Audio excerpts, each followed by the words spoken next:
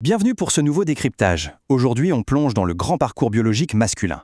Honnêtement, c'est vraiment fascinant de voir comment une seule molécule, la testostérone, peut dicter la construction, la croissance, puis la transformation d'un corps entier sur toute une vie. Le but ici, c'est de bien comprendre cette véritable symphonie hormonale. On va tout démystifier ensemble, de la toute première étincelle cellulaire jusqu'au processus naturel de l'âge mûr. Allez, c'est parti. Au programme de cette exploration, on va procéder de façon très logique. On commence par l'infiniment petit avec le mécanisme cellulaire, puis on remontera au centre de contrôle. Ensuite, on suivra tout simplement la chronologie, de l'embryon à la puberté, l'équilibre de l'adulte, et enfin, on décortiquera l'andropause. Première partie, le mécanisme d'action cellulaire. On plonge directement au cœur de la machine. Il faut vraiment s'imaginer à une échelle microscopique, là où des réactions biochimiques d'une précision chirurgicale déclenchent des trucs massifs. En fait, la testostérone ne se contente pas de flotter passivement dans le sang. Elle a une cible ultra spécifique, le récepteur des androgènes. Ce récepteur appartient à ce qu'on appelle la superfamille des récepteurs nucléaires. C'est un terme un peu pompeux, mais ça veut tout simplement dire que son but ultime, ce n'est pas de rester à la surface de la cellule, mais de foncer tout droit dans le noyau pour en modifier la machinerie interne. En gros, cette chorégraphie chimique se fait en 3 étapes ultra claires. 1. L'activation. La testostérone vient se lier au récepteur, souvent sous une forme surpuissante qu'on appelle la DHT, la dihydrotestostérone. 2. La relocalisation. Bim, une fois couplé, ce petit duo dynamique traverse le cytoplasme et s'infiltre dans le noyau. Et 3. L'action. Là, il agit littéralement comme un interrupteur sur l'ADN pour allumer ou éteindre l'expression de certains gènes. C'est fou de se dire qu'un mécanisme aussi minuscule est le moteur fondamental de changement à l'échelle d'un humain tout entier. Deuxième partie. Le centre de contrôle. Évidemment, une hormone avec autant de pouvoir, on ne la laisse pas sans surveillance. Il faut un contrôle strict pour maintenir l'harmonie. Et pour ça, on remonte jusqu'au cerveau pour découvrir la vraie tour de contrôle, l'axe hypothalamo-hypophysaire. Tout commence dans l'hypothalamus qui libère une neurohormone, la GnRH, par petites impulsions. Ça vient stimuler la glande hypophyse juste en dessous. À son tour, l'hypophyse sécrète 2 autres hormones clés, la LH et la FSH. La LH, elle, voyage jusqu'aux testicules pour dire aux cellules de Leydig de produire la testostérone. Et en parallèle, la FSH cible les cellules de Sertoli pour gérer la fabrication des spermatozoïdes. C'est un travail d'équipe incroyablement bien rodé. Mais comment le corps évite la surchauffe ? Eh bien, c'est là qu'intervient la rétroaction négative.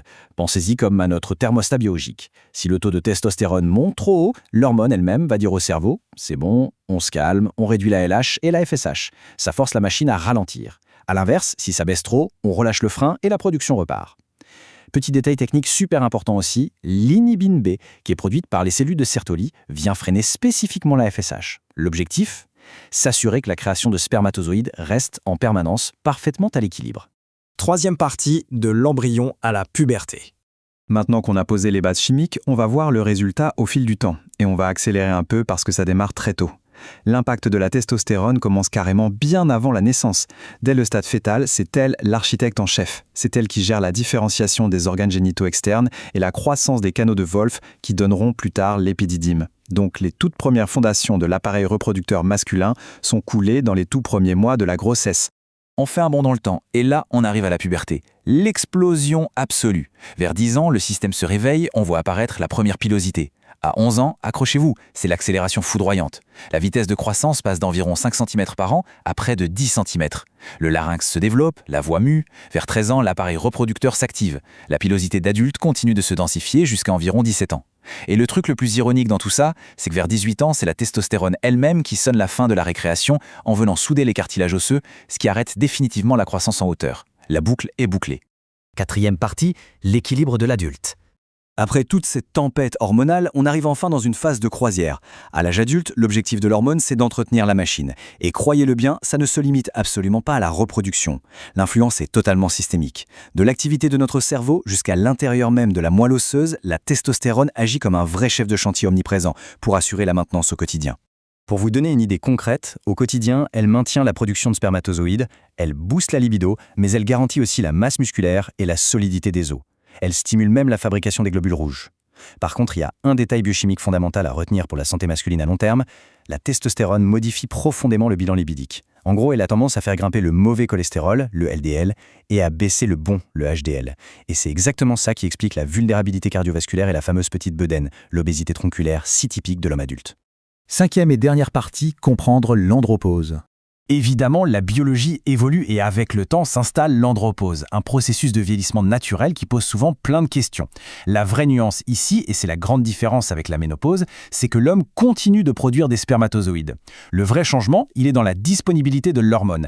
Avec l'âge, le corps fabrique de plus en plus d'une protéine appelée SHBG. Cette protéine, elle va venir s'accrocher à la testostérone et littéralement l'emprisonner. Résultat des courses, la testostérone dite libre, celle que le corps peut réellement utiliser, s'effondre. Et c'est cette baisse de testostérone libre qui crée les changements liés à l'âge. L'âge fait son œuvre, bien sûr, mais ce n'est pas le seul coupable. Les médicaments, le tabac, l'obésité ou les problèmes de cholestérol peuvent clairement précipiter cette chute. Les symptômes sont parfois un peu sournois. Baisse d'énergie, troubles de la mémoire, bouffées de chaleur, os plus fragiles. Du coup, poser un diagnostic médical, c'est un vrai travail d'investigation. Il faut au moins 2 prises de sang bien espacées, décortiquer les taux de SHBG, de FSH, de LH, et parfois même passer sous un scanner avec une ostéodensitométrie pour vérifier l'état des os. Ce qui nous amène à cette grande question finale, cette fameuse andropause.